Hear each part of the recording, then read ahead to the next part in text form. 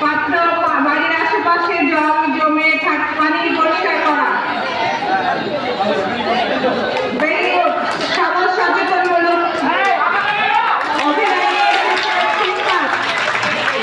সত্যি বলতে তাই ডেঙ্গু মশার প্রাদুর্ভাবে আমাদের জনজীবন অতিষ্ঠ।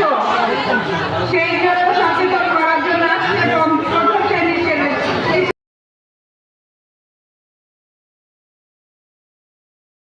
প্রতিযোগী সপ্তম যে কিনা নিজস্ব মেধা দিয়ে আইফোন আবিষ্কার করেছে।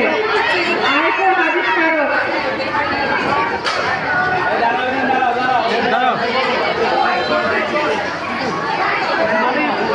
এবারের প্রতিযোগী আমাদের মাঝে প্রদর্শন করছে